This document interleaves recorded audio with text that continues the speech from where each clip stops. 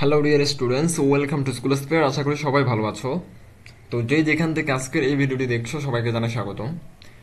তো আজকে আমি আলোচনা করব সপ্তম শ্রেণীর বাংলা বিষয় নিয়ে। তো তোমরা ইতিমধ্যেই জেনেছো যে তোমাদের যে সামনে বার্ষিক পরীক্ষা হবে 2024 সালের, সেটি কিন্তু সম্পূর্ণ ভিন্ন হবে।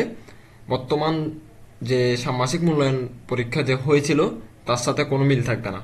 তোমাদের 2012 সালের শিক্ষা প্রণয়ন অনুযায়ী প্রশ্ন প্রদান করা হবে, সেটি কিন্তু শিক্ষা উপদেষ্টা জানিয়ে দিয়েছেন এবং সেটি নিয়ে আমাদের কিন্তু ভিডিও আছে।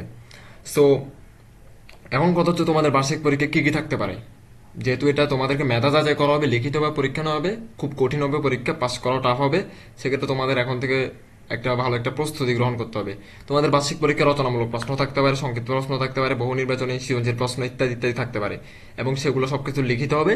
সো এটা একটু টাফ হতে পারে পরীক্ষা।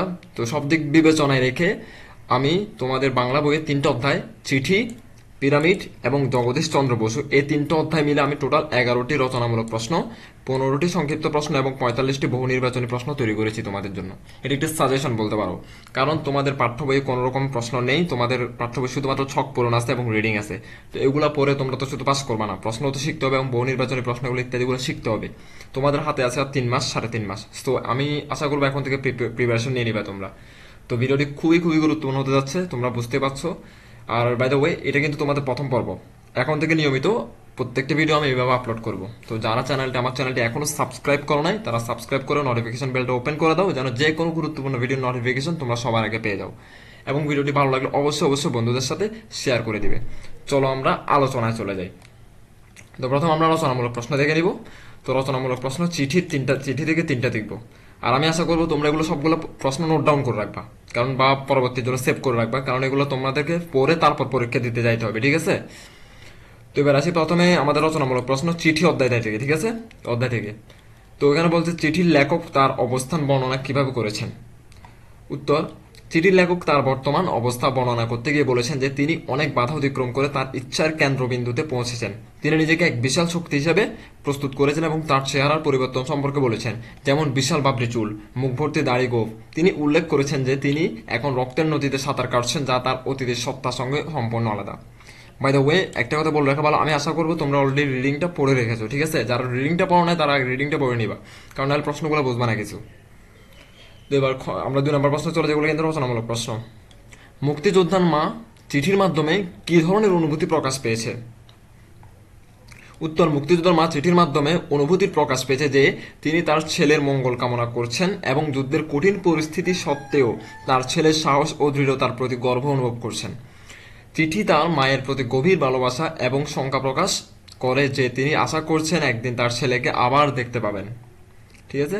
3 নম্বর প্রশ্ন, মুক্তিযোদ্ধা তার মায়ের কাছে চিঠিতে কি ধরনের বার্তা দিয়েছিলেন। উত্তর: মুক্তিযোদ্ধা তার মায়ের কাছে চিঠিতে বার্তা দিয়েছেন যে তিনি ভালো আছেন এবং যুদ্ধের কঠিন পরিস্থিতি থেকেও আশাবাদী। তিনি বলেছেন যে তার চেহারা এবং জীবনযাত্রা পরিবর্তন এসেছে এবং তিনি যুদ্ধের জন্য প্রস্তুত। তিনি তার মাকে চিন্তা না করার জন্য বলেছেন এবং তার দোয়া চেয়েছেন যাতে তিনি ফিরে আসতে পারেন। এটা হচ্ছে প্রথম 3টে প্রশ্ন তোমার হচ্ছে চিঠি অধ্যায় থেকে। এবার আমরা পিরামিড যে অধ্যায়টা আছে তোমাদের বই, পাঠ্য বইয়ের, এটা হচ্ছে বার্ষিক পরীক্ষার সিলেবাস অনুযায়ী কিন্তু, তাই না? পিরামিড অধ্যায় থেকে আমরা 4টা প্রশ্ন করব। তো আমরা প্রথম প্রশ্ন করে দেখি, পিরামিডের নির্মাণে কতগুলো পাথরের টুকরা ব্যবহার করা হয়েছিল এবং এর ব্যবহারিক উদাহরণ কি। পিরামিড নির্মাণে প্রায় 23 লক্ষ টুকরো পাথর ব্যবহার করা হয়েছিল এবং এর ব্যবহারিক উদাহরণ হিসেবে বলা হয়েছে 4-5 টুকরো একত্র করলে একটি ছোট ইঞ্জিনের সাইজ এবং ওজন হয়, অথবা এই পাথর দিয়ে একটি দেয়াল বানালে সেটি কলকাতা থেকে দার্জিলিং গিয়ে আবার ফিরে আসতে পারবে। মানে একটু হিসেবে বলছে আর কি, স্কারকাজম করে বললো আর কি কথাটা। তো বলছে যে ফারাওয়ারা পিরামিড নির্মাণের মাধ্যমে কি উদ্দেশ্য সাধন করতে চেয়েছিলেন। উত্তর: ফারাওয়ারা পিরামিড নির্মাণের মাধ্যমে মৃত্যুর পর তাদের দেহ যেন পচে না যায় বা আঘাতে ক্ষয় না হয় তা নিশ্চিত করতে চেয়েছিলেন। তারা বিশ্বাস করতেন যে পিরামিডের ভিতরে দেহ সুরক্ষিত থাকবে এবং পরলোকের অনন্ত জীবন লাভ করবেন। মিশরে কিন্তু যে পিরামিডটা অবস্থান করছে সেটার কথা বলছে, ওখানে কিন্তু মমি আছে, মমি মানে পিরামিডের ভিতর বড় বড় রাজা যারা আছে তাদের মমি। তারা ভাবতো কি তারা মৃত্যুর পরও কি মানে সেফ থাকবে, ঠিক আছে? এটা চিন্তা করে তারা মমি তৈরি করতো, পিরামিড তৈরি করতো, যেন তাদের উপর কি কোনো আঘাত না আসে। আসলে তো তারা ছিল বোকা। যাই হোক, 3 নম্বর প্রশ্ন চলে যায়। তিন নম্বর প্রশ্ন বলা হয়েছে মিশরের পিরামিডের বিষয়ে লেখক কিভাবে বিবরণ দিয়েছেন এবং পিরামিডের সামনে দাঁড়িয়ে তাদের প্রতি অনুভূতি কেমন ছিল। উত্তর, লেখক পিরামিডের বিবরণে বলেছেন যে পিরামিডগুলো পৃথিবীর সবচেয়ে পুরনো কীর্তি এবং সেগুলো নির্মাণে বিপুল পরিমাণ পাথর ব্যবহার করা হয়েছে। পিরামিডের সামনে দাঁড়িয়ে লেখক আশ্চর্য এবং বিস্ময়ের অনুভূতি প্রকাশ করেছেন, কারণ পিরামিডের সাইজ ও উচ্চতা এত বড় যে তা চোখের সামনেও সঠিকভাবে ধারণা করা কঠিন। পিরামিড নির্মাণের ইতিহাসের আলোকে লেখক ফারাও মানে এখানে বলতে যাচ্ছে তোমার ফেরাউনের কথা বলতে যাচ্ছে, মানে ফেরাউনের জমানা বলে ফারাও বলে আর কি, ফেরাউন বা ফারাও মিশরি ভাষা বলে, কতখানি ঐশ্বর্য ও প্রতাপের ধারণা দিয়েছেন। উত্তর, লেখক বলেছেন যে পিরামিড নির্মাণ করতে 1,00,000 লোককে 20 বছর ধরে খাদ্য ও অন্যান্য প্রয়োজনীয়তা প্রদান করা হয়েছিল। চিন্তা করে দেখো, এটি একটি বিশাল প্রতিষ্ঠানের প্রমাণ যা উচ্চ সভ্যতার স্তরের প্রতিনিধিত্ব করে। ফারাওদের ঐশ্বর্য ও প্রতাপ কতখানি ছিল তা লেখকের ভাষায় স্পষ্টভাবে উঠে এসেছে। তো 4টা প্রশ্ন শেষ, খেয়াল করছো? তার মানে আমাদের পিরামিড অধ্যায়ে 4টা প্রশ্ন কমপ্লিট। এবার আমরা মানে রচনামূলক প্রশ্ন অন্য অধ্যায় জগদীশ চন্দ্র বসু যে অধ্যায়টা আছে ওই অধ্যায় থেকে আবার 4টা প্রশ্ন শিখবো, মানে রচনামূলক প্রশ্ন। বলা হয়েছে জগদীশ চন্দ্র বসু তার প্রাথমিক শিক্ষার শুরু কোথায় করেছিলেন এবং তিনি কোন কলেজ থেকে বিএ পাস করেন। তার প্রাকৃতিক বিজ্ঞানে আগ্রহ সৃষ্টির পেছনে ইউজিন লাফো নামক শিক্ষকের ভূমিকা কি ছিল, এটা তোমাকে প্রশ্ন করতে। এবার আমরা উত্তর চলে যাই। বলা হয়েছে জগদীশ চন্দ্র বসু তার প্রাথমিক শিক্ষার স্তর শুরু করেছিলেন বাংলা ভাষার এবং পরবর্তীতে কলকাতার হেয়ার স্কুলে ভর্তি হন। এরপর তিনি কলকাতার সেন্ট জভিয়ার্স কলেজে ভর্তি হন এবং 1879 সালে বিএ ডিগ্রি লাভ করেন। কলেজে থাকাকালে ইউজিন লাফো নামক শিক্ষকের কাছাকাছি আসার পর তার মধ্যে প্রাকৃতিক বিজ্ঞানে আগ্রহ সৃষ্টি হয়। লাফোর প্রভাবে জগদীশের বিজ্ঞান বিষয়ে আগ্রহ আরও গভীর হয়ে ওঠে, যা তার ভবিষ্যতের বৈজ্ঞানিক গবেষণার ভিত্তি স্থাপন করে। তো আমি আশা করতেছি যে তোমরা এগুলো নোট ডাউন করতেছো, অথবা এটা ভিডিওটা সেভ করে রাখো বা পরবর্তী দেখার জন্য আমার চ্যানেলটি সাবস্ক্রাইব করে রাখো, যেন তোমরা পরীক্ষার আগে এগুলো আরেকবার দেখে নিতে পারো, কারণ এগুলো পড়লে আর পরীক্ষা নতুন করে আর কিছু পড়া লাগবে না। 2 নম্বর কোয়েশ্চেন, জগদীশ চন্দ্র বসু ইংল্যান্ডে গিয়ে কোন বিশ্ববিদ্যালয়ে ভর্তি হন এবং কেন তিনি লন্ডন বিশ্ববিদ্যালয়ের পরিবর্তে ক্যামব্রিজ বিশ্ববিদ্যালয়ে ভর্তি হন। তার ইংল্যান্ড শিক্ষাজীবনের বিভিন্ন পর্যায় সম্পর্কে বিস্তারিত বর্ণনা করুন। উত্তর, জগদীশ চন্দ্র বসু ইংল্যান্ডে গিয়ে প্রথমে লন্ডন বিশ্ববিদ্যালয়ে ভর্তি হন, কিন্তু লাশ কাটা শিখতে গিয়ে অসুস্থ হয়ে পড়েন। অসুস্থ পড়লে তিনি ইংল্যান্ডে অবস্থানরত প্রথম বাঙালিয়ানার আনন্দমোহন, এটা একটু স্পেলিং মিস্টেক হয়েছে, একটু এই লাইনটা ঠিক করে নিবা তোমরা, ঠিক আছে? আমরা লিখতে গিয়ে একটু স্পেলিং মিস্টেক, প্রথম বাঙালি কোন একটা বাংলার আনন্দমোহন বসুর সাহায্যে, এটা বাংলা লিখলে হবে, প্রথম বাংলার আনন্দমোহন বসুর সাহায্যে ক্যামব্রিজ বিশ্ববিদ্যালয়ে ক্রাইস্ট কলেজে ভর্তি হন। ক্যামব্রিজে তিনি প্রাকৃতিক বিজ্ঞানে গবেষণা করেন এবং লর্ড ডয়ের হবে, ঠিক আছে, লর্ড জাল এবং অন্যান্য নামকরা শিক্ষকের অধীনে কাজ করেন। পরবর্তীতে তিনি 1884 সালে প্রাকৃতিক বিজ্ঞানের ট্রাইপস ডিগ্রি এবং লন্ডন বিশ্ববিদ্যালয় থেকে বিএ ডিগ্রি লাভ করেন। ঠিক আছে, এবার আমরা পরবর্তী প্রশ্ন চলে যাই। আর তোমরা যদি এটা বুঝতে না পারো, এটা বই কিন্তু এর মিনিংটা আছে, ঠিক আছে, বই থেকে দেখে নিবা তোমরা। 3 নম্বর কোয়েশ্চেন হচ্ছে জগদীশ চন্দ্র বসু বৈজ্ঞানিক আবিষ্কার হিসেবে কি কি কাজ করেছেন এবং সেগুলির প্রভাব কিভাবে আধুনিক প্রযুক্তিতে প্রতিফলিত হয়েছে উদাহরণ সহ ব্যাখ্যা করুন। জগদীশ চন্দ্র বসু বৈদ্যুতিক চুম্বক তরঙ্গ এবং মাইক্রোওয়েভে আবিষ্কার করেন। তার বৈদ্যুতিক চুম্বক তরঙ্গের আবিষ্কারের ফলে পরবর্তীতে রেডিও, টেলিভিশন এবং ইন্টারনেটের মতো প্রযুক্তি উন্নত হয়। মাইক্রোওয়েভের আবিষ্কার মাইক্রোওয়েভ কুকার এবং অন্যান্য বৈদ্যুতিক যন্ত্রের ক্ষেত্রে ব্যবহৃত হয়। তার আবিষ্কারগুলির ফলে যোগাযোগ এবং তথ্য প্রযুক্তির ক্ষেত্রে বিপ্লব ঘটেছে, যা বর্তমান জীবনযাত্রাকে আধুনিক প্রযুক্তির সাহায্যে সহজতর করেছে। এবার আমরা 4 নম্বর কোশ্চেনে চলে যাব। এটা হচ্ছে তোমাদের লাস্ট কোশ্চেন এই অধ্যায়ের জন্য। জগদীশ চন্দ্র বসু উদ্ভিদ সম্পর্কিত গবেষণায় কোন কোন বিষয় নিয়ে কাজ করেছেন এবং তার গবেষণার ফলস্বরূপ কিভাবে উদ্ভিদের সারা মাপার জন্য যন্ত্র তৈরি হয়েছে উদাহরণ সহ ব্যাখ্যা করুন। উত্তর, জগদীশ চন্দ্র বসু উদ্ভিদ সম্পর্কিত গবেষণায় তার সবচেয়ে উল্লেখযোগ্য কাজ হল উদ্ভিদের সারা এবং প্রতিক্রিয়া পরিমাপ করা। উদ্ভিদ তো কথা বলতে পারে না, সরাসরি প্রতিক্রিয়া জানাতে পারে না, তবে উদ্ভিদ বলতে গাছপালার কথা বলতেছে, ঠিক আছে, তবে তারা কিছু বৈশিষ্ট্যের মাধ্যমে প্রতিক্রিয়া জানায়। মানে উদ্ভিদ প্রতিক্রিয়া মানে কি, উদ্ভিদ তার কথা বলে তার ভাব প্রকাশ করতে পারে না, হাত ফালাতে পারে, মানে কিছু একটা বলার ক্ষেত্রে পারে না সেটা। উদাহরণস্বরূপ, যখন একটি লতার একটি অংশ কেটে নেওয়া হয় তখন লতাটি প্রবলভাবে কম্পিত। এই কম্পন মাপার জন্য তিনি এটা আকারটা হবে না, এটা ক্রেসকোগ্রাফ নামক যন্ত্র তৈরি করেন। এটা বানান যদি সঠিক বানানটা দেখে নিতে চাও তোমরা বই থেকে দেখে নিবা। এই যন্ত্র উদ্ভিদের সারা পরিমাপ করতে ব্যবহৃত এবং এটি উদ্ভিদের জীবন্ত সত্তার প্রতি নতুন দৃষ্টিভঙ্গি প্রদান করে। আসলে এটা আমরা ঠিকই লিখছি নাকি, লেখার পরে যখন আমরা এটা পিডিএফ ট্রান্সফার করছি তখন এরকম হয়ে গেছে লেখাটা।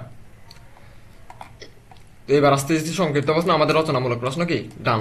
এবার সংক্ষিপ্ত প্রশ্ন টোটাল লিখবো কয়টা, 15টা, মানে একটা অধ্যায় থেকে 5টা করে। প্রথমে চিঠি থেকে বলছে চিঠির লেখক কিভাবে তার চেহারার বর্ণনা করেছেন। উত্তর, লেখক তার চেহারা বর্ণনা করেছেন বিশাল বাবরি চুল ও মুখ ভর্তি দাড়ি গোফের মাধ্যমে। 2 নম্বর কোয়েশ্চেন, মুক্তিযোদ্ধা তার মাকে কি বলেছে এবং তার বর্তমান অবস্থান সম্পর্কে। মুক্তিযোদ্ধা বলেছেন যে তিনি রক্তের নদীতে সাঁতার কাটছেন এবং তার চেহারার পরিবর্তন এসেছে। 3 নম্বর কোয়েশ্চেন, মুক্তিযোদ্ধারা মায়ের কাছে চিঠিতে খাবার দাবার সম্পর্কিত কি অনুরোধ করেছেন। মুক্তিযোদ্ধারা বলেছেন যে মন্টু চিঠি নিয়ে যাচ্ছে, পারলে মন্টুকে একটু ভালো কিছু খাবার দাবার দিতে বলবেন। ঠিক আছে। 4 নম্বর কোয়েশ্চেন হচ্ছে চিঠির লেখক কেন মনে করেন যে তারা শীঘ্রই পুনরায় দেখা করতে পারবে। লেখক মনে করেন যে তারা শীঘ্রই পুনরায় দেখা করতে পারবে কারণ তার মায়ের দোয়া তার সাথে আছে। 5 নম্বর কোয়েশ্চেন, মুক্তিযোদ্ধার নাম কি। ফেরদৌস কামাল উদ্দিন মাহমুদ। ঠিক আছে, এই 5টা শেষ। এবার আমরা নতুন অধ্যায়, মানে হচ্ছে তোমার পিরামিড, এই অধ্যায় থেকে 5টা কোয়েশ্চেন শিখবো। প্রথম কোয়েশ্চেন, পিরামিডের উচ্চতা সম্পর্কে লেখকের কোনো মন্তব্য আছে। লেখক বলেছেন যে পিরামিড উচ্চতা প্রায় 500 ফুট, যা সরাসরি দেখা বা দূর থেকেও দেখেও পুরোপুরি ধারণা করা অনেক কঠিন। মানে 2 নম্বর কোয়েশ্চেন ছিল পিরামিড নির্মাণে কতগুলো বছর লেগেছিল এবং কতজন লোক এতে কাজ করেছিলেন। এটা কিন্তু একটা আইডিয়া আর কি। পিরামিড নির্মাণে 20 বছর সময় লেগেছে, মানে এটা 1 লক্ষ লোক এতে কাজ করতেন। ঠিক আছে। 3 নম্বর কোয়েশ্চেন হচ্ছে তোমার পিরামিডের ভিতরে ধন সম্পদের উদ্দেশ্য কি ছিল। পিরামিডের ভেতরে ধন সম্পদ রাখা হয়েছিল ফারাওয়াদের মৃত্যুর পর তাদের অনন্ত জীবন লাভের জন্য। তারা তো ছিল বোকা, তারা ভাবছে কি তারা মৃত্যুর পরে তারাই আবার সম্পদগুলো ভোগ করবে, এই জন্য অনেক অঢেল ধন সম্পদ পিরামিডের ভেতরে রাখা হয়েছিল এবং তাদেরকে মমির ভিতর রাখা হয়েছিল। মমি মানে খেয়াল করবা তোমরা, ইউটিউবে সার্চ দিলে বা গুগলে সার্চ দিলে ফারাওদের মমি লিখে সার্চ দিলে এগুলো দেখবা তোমরা। 4 নম্বর কোয়েশ্চেন হচ্ছে ফারাওদের কুঠুরিতে ঢোকার জন্য কত হাজার বছর সময় লেগেছিল। 6,500 বছর, বিশাল হিউজ একটা টাইম। আমার 5 কোয়েশ্চেন হচ্ছে পিরামিড সম্পর্কে লেখক কিভাবে অবস্থা বর্ণনা করেছেন। লেখক বলেছেন যে পিরামিড এমন একটি বিরাট জিনিস যা দেখতে হলে দূরে চলে গিয়ে তা স্পষ্টভাবে বোঝা যায়। ঠিক আছে, 5টা কোয়েশ্চেন কিন্তু ডান। এবার আমরা চলে যাব কত নম্বরে, জগদীশ চন্দ্র বসুর 5টা কোয়েশ্চেনে। প্রথম কোয়েশ্চেন, জগদীশ চন্দ্র বসুর জন্মসাল এবং স্থান কি। 1958 সালে 30 নভেম্বর মুন্সিগঞ্জ জেলার রাড়িখাল গ্রামে জন্মগ্রহণ করেন। ঠিক আছে। 2 নম্বর কোয়েশ্চেন, জগদীশ চন্দ্র বসু কোন কলেজ থেকে বিএ ডিগ্রি লাভ করেন। Saint Xavier's college. 3 নম্বর কোয়েশ্চেন, জগদীশ চন্দ্র বসু কি কারণে লন্ডন বিশ্ববিদ্যালয়ে ভর্তি হন। উত্তর, ডাক্তারি পড়ার জন্য। নাম্বার 4 কোয়েশ্চেন, জগদীশ চন্দ্র বসু কোন যন্ত্র তৈরি করেন যা গাছের সারা মাপার জন্য ব্যবহৃত হয়। ক্রেসকোগ্রাফ। ঠিক আছে, ক্রেসকোগ্রাফ। তারপর হচ্ছে তোমার 5 নম্বর কোয়েশ্চেন, জগদীশ চন্দ্র বসুর বৈদ্যুতিক সংকেতের কোন পরীক্ষাটি উল্লেখযোগ্য। উত্তর, বৈদ্যুতিক সংকেত দিয়ে বিনা তারে অন্য ঘরে রাখা বারুদে আগুন লাগানো। ঠিক আছে। এবার আমরা আসি বহু নির্বাচনী প্রশ্নে। বহু নির্বাচনী প্রশ্নের প্রথম 15টা হবে চিঠি থেকে। ঠিক আছে, এগুলো ভালো করে দেখে নাও, কারণ এই সুযোগে পড়ে নাও আমার সাথে একেবারে। হয়তো ভিডিওটা কয় মিনিটের হবে, 20 মিনিটের হতে পারে। তো 20 মিনিট যদি তোমরা ভালো করে একটু মনোযোগ দিয়ে দেখে নাও, এই 20 মিনিট তোমরা দেখলেই হবে, কারণ আমি মুখ দিয়ে তো বলতেছি, তোমরা কান দিয়ে তো শুনতেছ, এই শোনার মাধ্যমে তোমাদের শিকার হয়ে যাচ্ছে। ঠিক আছে। বলছে চিঠির লেখক তার চেহারার পরিবর্তন কেমন বর্ণনা করেছেন। দেখি এটা বলো তোমরা এটা বলো, ভিডিওটা থামাও আগে, ভিডিওটা থামাই এটার উত্তর বলো, দেন আবার ভিডিওটা চালু করো। এটা হবে উত্তর হচ্ছে যে এটা খ নম্বর, বিশাল বাবরি চুল এবং ভর্তি দাড়ি গোঁফ। ঠিক আছে, ওই উত্তর আমি বলে দিচ্ছি এখানে। এবার আমরা 2 নম্বর প্রশ্নে চলে যে বলছে যে এটাও তোমরা বলবা। প্রত্যেকটা নৈবিত্তিক তোমরা কি করবা, আগে ভিডিওটা থামানোর পরে নিজেরা বলবা, তারপর ভিডিওটা চালু করবা, তাহলে বুঝতে পারবো তোমরা কিছু শিখছো কিনা। চিঠির লেখক তার মায়ের কাছে কি অনুরোধ করেছেন। অনুরোধ করেছিল যে কি, দোয়া করার, সিম্পল। তারপর হচ্ছে তোমার চিঠির লেখক তার অবস্থান বর্ণনা কি উল্লেখ করেছেন। বলেছেন তিনি যুদ্ধের জন্য প্রস্তুত। তারপর মুক্তিযোদ্ধার মায়ের নাম কি, কি বলো, হাসিনা মাহমুদ না মেবি, হ্যাঁ। মুক্তিযোদ্ধার শেষের দিকের কেমন অনুভূতি প্রকাশ পেয়েছে বলো তো, কি হবে এটা উত্তর। এটা উত্তর হবে তিনি আশাবাদী, খ নম্বর উত্তর, 5-এর খ। 6 নম্বর বলতে চিঠির লেখক কতটা সময় আগে চিঠির পক্ষে চিন্তা করেছেন। অনেক বছর, গ নম্বর উত্তর 6 নম্বরে। চিঠির লেখক কেন তার চেহারার পরিবর্তন সম্পর্কে বলেছেন। কারণ এটি তার মার কাছে জানানোর প্রয়োজনীয়তা, তার মানে খ নম্বর উত্তর। চিঠির লেখক কি ধরনের খাবার দাবার নিয়ে কথা বলেছেন? উত্তর হবে ভালো কিছু খাবার। বলছে না ভালো খাবার দাবার দিতে তার মন্টুকে, যে চিঠি নিয়ে গেছিল এরকম। 9 নম্বর হচ্ছে মুক্তিযোদ্ধা তার মায়ের কাছে কেমন বার্তা পাঠিয়েছেন? উত্তর হবে, বলো তোমরা উত্তর বলো। উত্তর হবে তিনি ক নম্বর, তিনি চিন্তা করবেন না, তিনি ভালো আছেন। ঠিক আছে। 10 নম্বর প্রশ্ন হচ্ছে মুক্তিযোদ্ধা চিঠি কোন প্রেক্ষাপটে লেখা হয়েছে? উত্তর হচ্ছে 71-এর মুক্তিযুদ্ধ। এবার আসি 15টা কোয়েশ্চেন শেষ, খেয়াল, সরি 10টা কোয়েশ্চেন। আমি এখান থেকে 10টা কোয়েশ্চেন দিয়েছি যেহেতু চিঠি অধ্যায়টা খুবই ছোট এই জন্য। তাও পিরামিড অধ্যায় থেকে, পিরামিড নির্মাণে কত পাথরের টুকরা ব্যবহার করা হয়েছিল? বলো, এটা 23 লক্ষ। এটা তো শুরুতে আমরা পড়ছি সংক্ষিপ্ত প্রশ্ন, তাই না? ফারাওয়ারা কেন পিরামিড নির্মাণ করেছিল? এটা তোমরা বলবা, ভিডিওটা পজ করো, বলো। এটার উত্তর হচ্ছে মৃত্যুর পর অনন্ত জীবন লাভ করার জন্য। তারা ভাবছিল যে তারা মারা যাওয়ার পর ওখানে মানে অনেক আরামে থাকবে তারা। পিরামিডের উচ্চতা সম্পর্কে লেখকের মন্তব্য কত ছিল, কত ফুট ছিল বলো? কিন্তু কোনটা হবে উত্তর? উত্তর ছিল 500 ফুট। মানে লেখকের মন্তব্য, এটা সত্যি না কিন্তু, মানে ওইটা হইতে পারে আবার না হইতে পারে, ওনার আইডিয়া একটা। পিরামিডের ধন সম্পদের প্রতি ফারাওদের উদ্দেশ্য কি ছিল? অনন্ত জীবন লাভ হবে এটা। ঠিক আছে। 5 নাম্বার হচ্ছে লেখক পিরামিড নির্মাণের জন্য কতজন লোকের প্রয়োজনীয়তা উল্লেখ করেছেন? উনি বলছে প্রায় 1 লক্ষ লোক, না 1 লক্ষ। মানে লেখক বলেছেন এটা, এটা কিন্তু রিয়েলটা না। ঠিক আছে, রিয়েলটা আসলে কেউ জানে না ধরতে গেলে, সবাই আইডিয়া করে বলে। পিরামিডের নির্মাণে কোন ধরনের পাথরের টুকরা ব্যবহার করা হয়েছে? উত্তর হবে তোমার বড় আকারের পাথর নির্মাণ ব্যবহার করা হয়েছে। বলছে যে মিশরের পিরামিডের ঠিক কোন স্থানে সবচেয়ে বিখ্যাত পিরামিডগুলি অবস্থিত? কোথায়? গিজে। মিশরের গিজে সবচেয়ে বিখ্যাত বিখ্যাত পিরামিডগুলো অবস্থান। তারপর হচ্ছে তোমার পিরামিডের কুঠুরির ধন সম্পদের উদ্দেশ্য সম্পর্কে সর্বশেষ কি বলা হয়েছে? উত্তর ঐতিহাসিক জ্ঞান সঞ্চয়। লেখকের মতে পিরামিডের উচ্চতা কতখানি বোঝা যায়? বলো তো, এটা উত্তর তোমরা বলবা। দূর থেকে বোঝা যায় মেবি, না? দূর থেকে ভালো বোঝা যায়, আমি দেখিনি একটু, দূর থেকে ভালো বোঝা যায়। পিরামিডের সম্বন্ধে কেমন অনুভূতি প্রকাশ করা হয়েছে লেখায়? বিস্ময়কর। এটা হচ্ছে বিস্ময়কর উত্তর। আমরা এখানে 15টা লিখছি মেবি। তো এখানে 11 নম্বর হচ্ছে পিরামিডের নির্মাণকাল সম্পর্কে লেখক কি উল্লেখ করেছেন? এটা বলতে প্রাচীন যুগ মেবি, আই ডোন্ট নো, প্রাচীন যুগ। তো 12 নম্বর কোশ্চেন হচ্ছে পিরামিডের সামনে দাঁড়িয়ে লেখক কি অনুভব করেছেন? এটা তোমরা বলো। সাধারণ, আশ্চর্য, বিরক্ত নাকি নিরপেক্ষ? কোনটা? এটা হবে আশ্চর্য। ঠিক আছে। তারপর আমরা 13 নম্বর কোয়েশ্চেন চলে যাই। বলছে যে লেখকের মতে পিরামিড তৈরিতে কতটা পাথরের প্রয়োজন ছিল? কোনটা, কতটা? 23 লক্ষ না মনে হয়?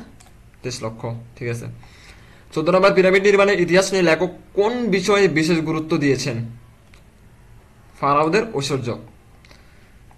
লাস্ট কোয়েশ্চেন, লেখক পিরামিডের সম্পর্কে কি বলেছেন যে তা নির্মাণ করতে কেমন পরিমাণ শ্রম প্রয়োজন ছিল? প্রচুর হবে এটা। ঠিক আছে, প্রচুর শ্রম। এটা হচ্ছে তোমার এই অধ্যায়ের শেষ। তারপরে এবার আসছে জগদীশ চন্দ্র বসু। এটা নিয়ে মেবি 10টা নবী। ঠিক আছে, এটা আর ধৈর্য ধরে এটা দেখে নাও। বলে যে জগদীশ চন্দ্র বসুর জন্মসাল কবে? বলো তোমরা। 1858 সালে। তার এটা। তারপর বলছে জগদীশ চন্দ্র বসু কোন বিশ্ববিদ্যালয়ের জগদীশ চন্দ্র বসু কোন বিশ্ববিদ্যালয়ে ক্যামব্রিজে ভর্তি হন? কোন বিশ্ববিদ্যালয়? ক্যামব্রিজ বিশ্ববিদ্যালয়। এটা প্রশ্নটা সাজানো হয়নি। জগদীশ চন্দ্র বসু কোন বিশ্ববিদ্যালয়? এটা এটা এটা বাদ, এই লাইনটা বাদ হবে, আমি ভুল হয়েছে হয়তো।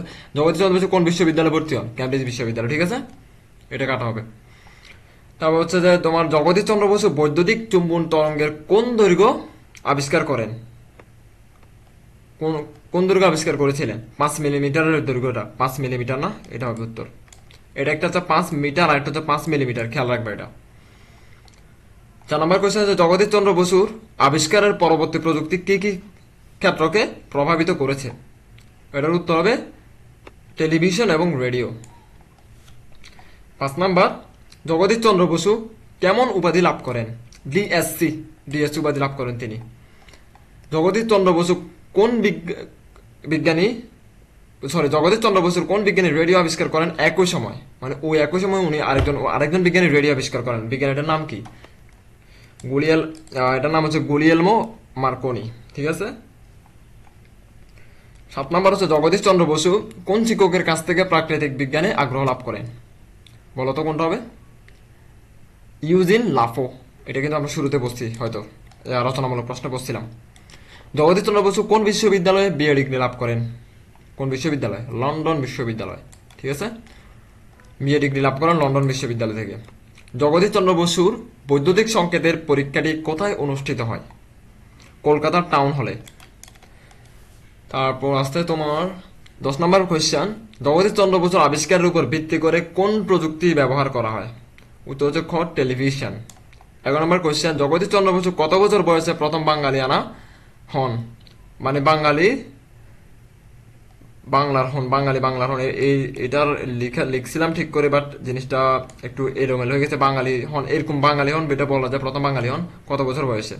35 বছর বয়সে। তোমরা এটা তোমাদের বই থেকে এটা দেখে নিবে, এটার বাঙালি এটা নিয়ে কি বলছে মূলত। তারপর আসতেছে, জগদীশ চন্দ্র বসুর প্রথম বৈজ্ঞানিক গবেষণার ক্ষেত্রে কোন বিষয়টি বিশেষভাবে উল্লেখযোগ্য? উত্তর হচ্ছে বিদ্যুৎ চুম্বকীয় তরঙ্গ। বিদ্যুৎ চুম্বকীয় তরঙ্গ। তারপর তোমাদের 13 নম্বর কোয়েশ্চেন হচ্ছে, জগদীশ চন্দ্র বসু কত সালে ক্রাইস্ট কলেজে ভর্তি হন? তোমরা এটা বলো কোনটা হবে? 1880 সালে। ঠিক আছে। জগদীশ চন্দ্র বসু কিভাবে উদ্ভিদের সারা মাপার জন্য যন্ত্র তৈরি করেন? কিভাবে? ক্র্যাস্কোগ্রাফের মাধ্যমে না মেবি? ইয়া, এটা হবে ক্র্যাস্কোগ্রাফ। আমরা খ নাম্বার মানি। ঠিক আছে। 15 নম্বর লাস্ট কোয়েশ্চেন, জগদীশ চন্দ্র বসুর সম্মানসূচক উপাধি কোন প্রতিষ্ঠান প্রদান করে? কোনটা বলো? এটা তোমরা বলবা। উত্তর হচ্ছে লন্ডন বিশ্ববিদ্যালয়। তো এটা হচ্ছে আজকের ভিডিও, এতটুকু পর্যন্ত। আমি দ্বিতীয় পর্বে অন্যান্য অধ্যায় যেগুলো আছে ওগুলো নিয়ে, এগুলো রচনামূলক প্রশ্ন, সংক্ষিপ্ত প্রশ্ন এবং বহু নির্বাচনী প্রশ্ন এবং সেই সাথে সৃজনশীল প্রশ্ন সহ নিয়ে আসার চেষ্টা করবো। তো ততটুকু পর্যন্ত সবাই ভালো থাকবে এবং ভালো লাগলে অবশ্যই চ্যানেলটি সাবস্ক্রাইব করো এবং বন্ধুদের সাথে ভিডিওটি শেয়ার করো এবং ভিডিওটি লাইক করো। তোমাদের সাথে কথা হবে আমার পরবর্তী ভিডিওতে। ধন্যবাদ সবাইকে।